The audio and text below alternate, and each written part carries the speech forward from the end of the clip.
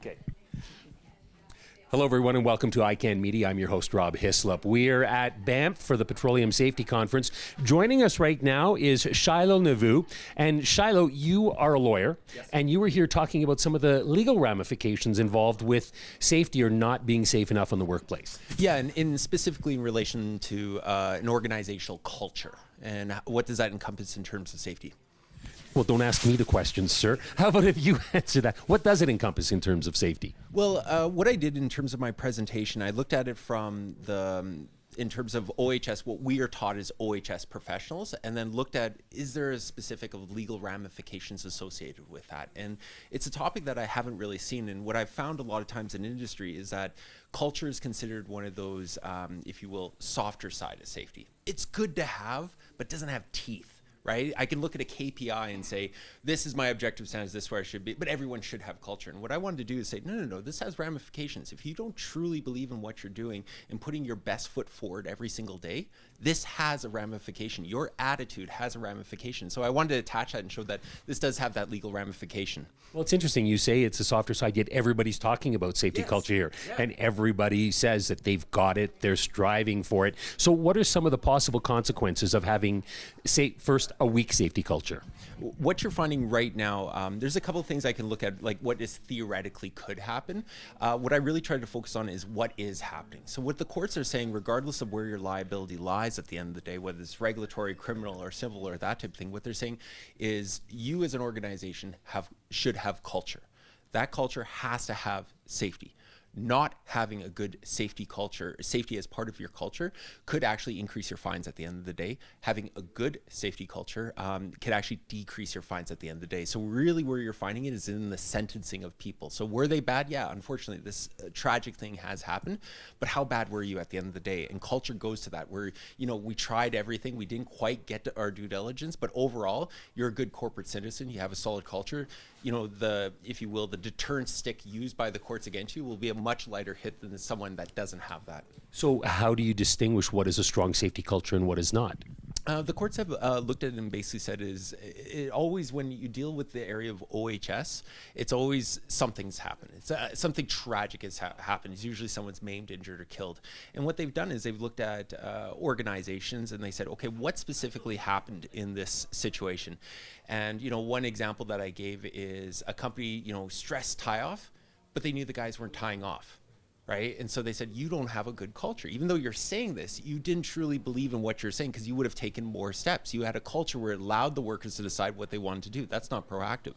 Another one basically said, what are you doing? And the company went through, these are all the things that we are doing on a daily basis, on a yearly basis to try and support and nurture our culture. And it's all the individual components of their health and safety system. And the court was very convinced by that. They're like, this is tragic, right? You didn't stop the incident from occurring, but you truly have your feet are in the right spot. You're taking the right steps for it, but things do happen at the end of the day. And so it's looking at everything is predicated in terms of cultures. What did you do to protect the health and safety of the worker? It's an action. Well, and one of the things you mentioned is that an excuse like, well, everybody does it this way is not going to be good enough to get you off. No, you can't look at, in some cases you can look at your peers, right? Because the standard is what does the reasonable person do? And you can look to your peers. But if you and all your peers are wrong, the court will call you out and say, guess what? Y'all got it wrong. And I'm sorry, you're the one that's going to get hit with this, but you're an example going to be used for everyone else. So yes, sometimes you can use that, but you really have to objectively step back and say, is this right? And the whole purpose of the legislation is to protect the health and safety of the worker. Are we doing that? As far as a modern corporation goes, you say safety first has to be the top priority. What I say from a truly pragmatic point of view is what I'm saying. It's production, quality control, cost effectiveness, environmental health, and safety.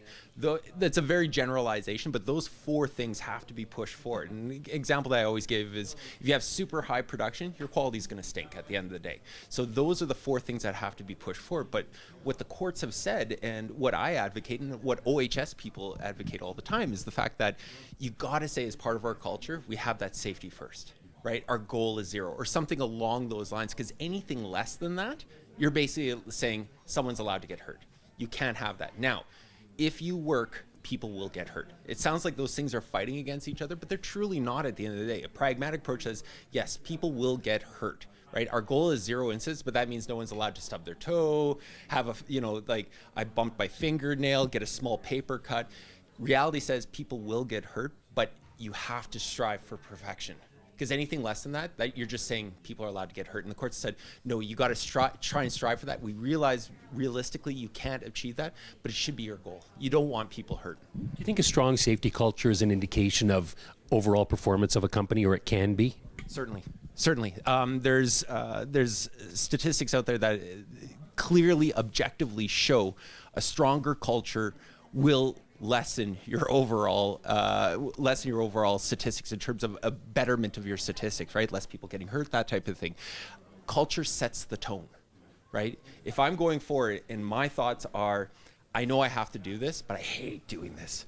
Well, what is the result on the other side versus the person that's like, I understand why I'm doing this. I may not like it, but I'm going to put my best foot forward because our culture says we're doing this for the good of the worker at the end of the day. You're going to do a better job.